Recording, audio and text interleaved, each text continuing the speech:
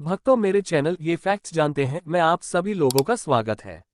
भक्तों, आप सभी लोगों ने मेरी पिछली वीडियो पर बहुत प्यार दिया, इसके लिए आप सभी लोगों का दिल से धन्यवाद।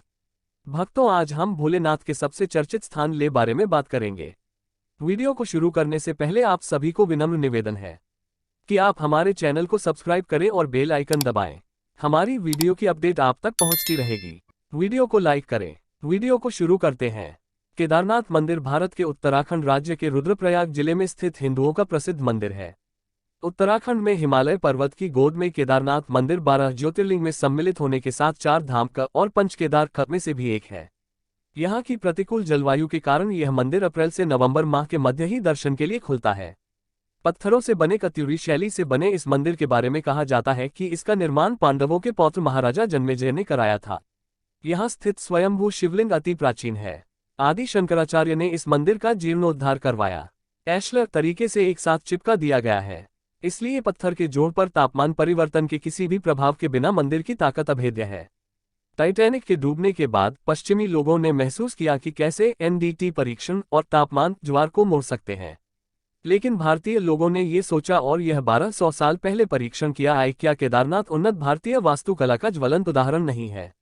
2013 में मंदिर के पिछले हिस्से में एक बड़ी चट्टान फंस गई और पानी की धार विभाजित हो गई। मंदिर के दोनों किनारों का तेज पानी अपने साथ सब कुछ ले गया, लेकिन मंदिर और मंदिर में शरण लेने वाले लोग सुरक्षित रहे, जिन्हें अगले दिन भारतीय वायुसेना ने एयरलिफ्ट किया था। सवाल यह नहीं है कि आस्था पर विश्वास किया जाए या नहीं, लेकिन इसमें कोई संदेह नहीं है कि मंदिर के निर्माण के लिए स्थल, उसकी दिशा, वही निर्माण सामग्री और यहाँ तक कि प्रकृति को भी ध्यान से विचार किया गया था, जो 1200 वर्षों तक अपनी संस्कृति और ताकत को बनाए रखेगा।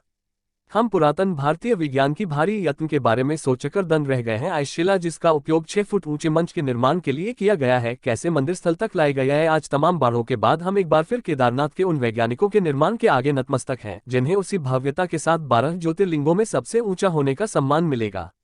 यह एक उदाहरण है कि वैदिक हिंदू धर्म और संस्कृति कितनी उन्नत थी। उस समय हमारे ऋषि मुनियों यानी वैज्ञानिकों ने वास्तुकला, मौसम विज्ञान, अंतरिक्ष विज्ञान, आयुर्वेद में काफी तरक्की की थी। केदारनाथ की बड़ी महिमा है। उत्तराखंड में बद्रीनाथ और केदारनाथ ये 2 प्रधान तीर्थ हैं, दोनों के दर्शनों का बड़ा ही महात्म्य है। केदारनाथ के संबंध में लिखा है कि जो व्यक्ति केदारनाथ के दर्शन किए बिना बद्रीनाथ की यात्रा करता है, उसकी यात्रा निष्फल जाती है, और केदारनाथ सहित नर नारायण मूर्ति के दर्शन का फल समस्त पापों के नाश पूर्वक जीवन मुक्ति की प्राप्ति बतलाया गया है। इस मंदिर की आयु के बारे में कोई ऐतिहासिक प्रमाण नहीं है, पर 1000 वर्षों से केदारनाथ एक महत्वपूर्ण तीर्थ रहा है। राहुल सांकृत्यायन के अनुसार ये 12-13वीं शताब्दी का है।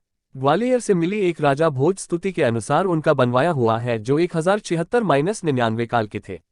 4 एक मान्यतानुसार वर्तमान मंदिर 8वीं शताब्दी में आदि शंकराचार्य द्वारा बनवाया गया, जो पांडवों द्वारा द्वापर काल में बनाए गए पहले के मंदिर की बगल में है।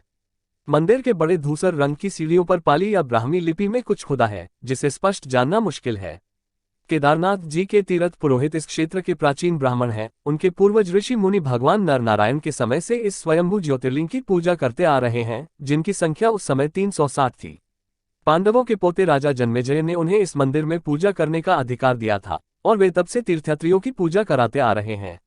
आदि गुरु शंकराचार्य जी के समय से यहाँ पर दक्षिण भारत से जनगम समुदाय के रावल व पुजारी मंदिर में शिवलिंग की पूजा करते हैं, जबकि यात्रियों की ओर से पूजा इन तीर्थ पुरोहित ब्राह्मणों द्वारा की जाती है। 4, 5, 6 मंदिर के सामने पुरोहितों की अपने यजमानों एवं अन्य यात्रियों के लिए पक्की धर्मशालाएं हैं, जबकि मंदिर के पुजारी एवं अन्य कर्मचारियों के भवन मंदिर के दक्षिण की ओर हैं। मंदिर वास्तुशिल्प। यह मंदिर एक 6 फीट ऊंचे चौकोर चबूतरे पर बना हुआ है। मंदिर में मुख्य भाग मंडप और गर्भगृह के चारों ओर प्रदक्षिणा पथ है। बाहर प्रांगण में नंदी बैल वाहन के रूप में विराजमान है।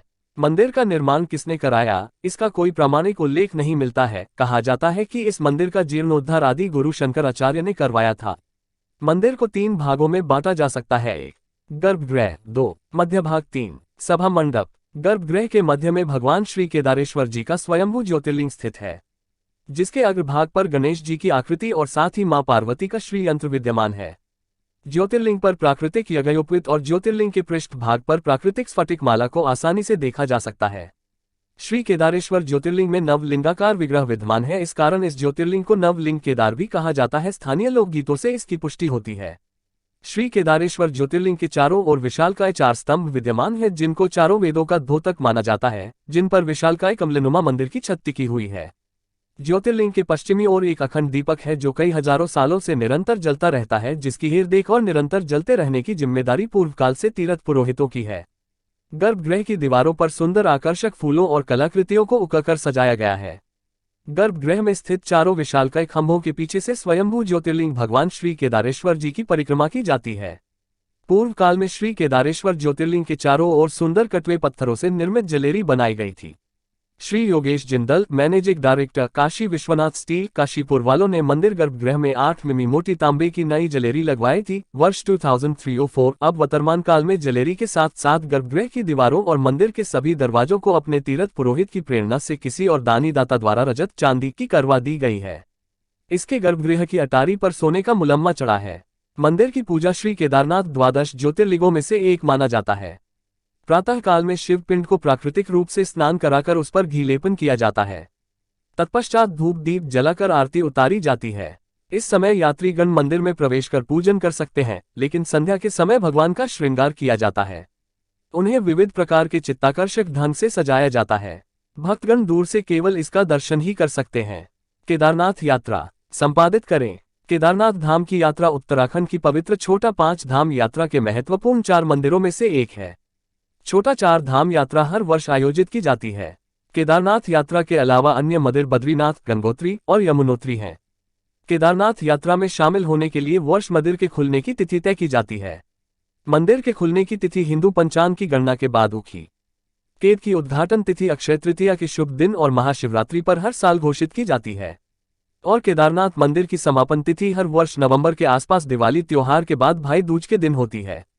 इसके बाद मंदिर के द्वार शीतकाल के लिए बंद कर दिए जाते हैं। 9. दर्शन का समय संपादित करें। केदारनाथ जी का मंदिर आम दर्शनार्थियों के लिए प्रातः 6 बजे खुलता है। दोपहर 3 से 5 बजे तक विशेष पूजा होती है और उसके बाद विश्राम के लिए मंदिर बंद कर दिया जाता है।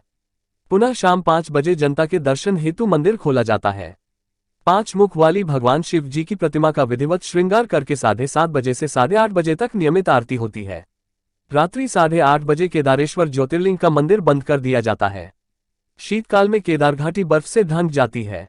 यद्यपि केदारनाथ मंदिर के खोलने और बंद करने का मुहूर्त निकाला जाता है, किंतु ये सामान्यतः नवंबर माह की 15 तारीख से पूर्व वृश्चिक संक्रांति से 2 दिन पूर्व बंद हो जाता है और 6 माह बाद अर्थात वैशाखी 13-14 अप्रैल के बाद कपाट खुलता है।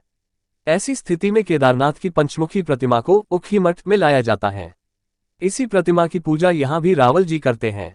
केदारनाथ में जनता शुल्क जमा कराकर रसीद प्राप्त करती है और उसके अनुसार ही वह मंदिर की पूजा आरती कराती है अथवा भोग प्रसाद ग्रहण करती है। पूजा का क्रम संपादित करें। भगवान की पूजाओं के क्रम में प्रातःकालिक पूजा, महाभिषेक पूजा, अभिषेक, लघु रुद्राभिषेक, षोडशोपचार पूजन, अष्टोपचार पूजन, संपूर्ण आरती, पांडव पूजा, गणेश पूजा, श्री भैरव पूजा, पार्वती जी की पूजा, शिव सहस्त्रनाम आदि प्रमुख हैं। मंदिर समिति द्वारा केदारनाथ मंदिर में पूजा कराने हेतु जनता से जो दक्षिणा शुल्क लिया जाता है, उसमें समिति समय समय पर परिवर्तन भी करती है। केदारनाथ से बद्रीनाथ कैसे जाते हैं संपादित करें। केदारनाथ से बद्रीनाथ की दूरी लगभग 245 किलोमीटर है।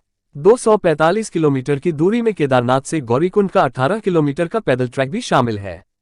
गौरीकुंड से 5 किलोमीटर की दूरी पर सोनप्रयाग जगह है जहां सभी वाहनों की पार्किंग होती है। सोनप्रयाग केदारनाथ से बद्रीनाथ की सड़क मार्ग दूरी तय करने में लगभग 7 से 8 घंटे का समय लग जाता है। केदारनाथ से बद्रीनाथ जाने के 2 सड़क मार्ग हैं। बद्रीनाथ जाने के लिए केदारनाथ के पास फाटा, गुप्तकाशी या सिरसी हेलीपैड से हेलीकॉप्टर भी बुक किया जा सकता है। भक्तों, आज के लिए इतना ही। हमारी अगली वीडियो के अपडेट के लिए हमारे चैनल को सब्सक्राइब करके बेल आइकन दबाएं। वीडियो को लाइक करें। भक्तों, आप किस मंदिर या किस विषय के बारे में जानना चाहते हैं, कमेंट बॉक्स में बताएं। जय महादेव।